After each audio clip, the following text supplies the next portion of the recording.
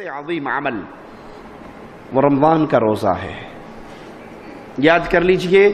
جو بغیر عذر کے رمضان کا ایک فرض روزہ چھوڑ دیتا ہے بغیر عذر کے، نہ مسافر ہے نہ بیمار ہے، کوئی شرعی عذر نہیں ہے، ویسے جی میں آیا کہ آج روزہ نہیں رکھنا چاہیے، اب وہ اس روزے کی کفارے کے طور پہ زندگی بھر بھی روزہ رکھے گا تو اس ایک روزے کی کمی پوری نہیں ہو سکتی۔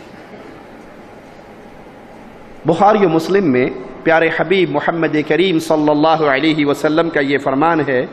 کہ ابن آدم کی ہر نیکی کے بدلے میں اللہ 700 گنا اور جہاں تک چاہتا ہے بڑھا دیتا ہے،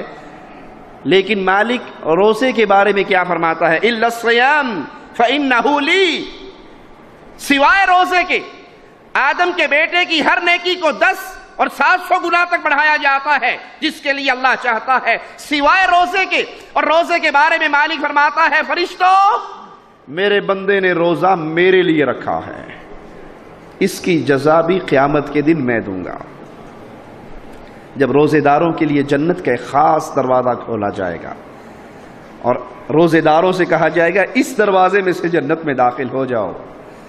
ان کے علاوہ پھر کوئی اور اس دروازے سے داخل، پیارے حبیب نے فرمایا تھا علیہ السلام، جنت کے دروازے ہیں، وہ دروازے اپنے عمل کرنے والوں کو پکاریں گے۔ کوئی جہاد کا دروازہ ہوگا، کوئی باب الریان روزے داروں کا ہوگا، صدیق اکبر تیری عظمت پہ قربان جاؤں، پوچھتے ہیں یا رسول اللہ صلی اللہ علیہ وسلم، بندہ گزرے گا تو ایک ہی دروازے سے، کوئی ایسا خوش نصیب بھی ہوگا جس کو جنت کا ہر دروازہ کہے میرے اندروں دی لنگ جا، میرے پاس سے گزر جا، میرے ہاں سے جنت کے مہمان بن جاؤ؟ کوئی بندہ ایسا بھی ہے؟ کہا ہاں ابو بکر تو انہی لوگوں میں سے ہے جس کو جنت کا ہر دروازہ پکار کر کہے گا میرے اندر سے جنت میں چلا جا۔ سوائے روزے کے یہ روزہ خاص اللہ کے لیے ہے، اللہ فرماتا ہے میں ہی اس کی جزا دوں گا۔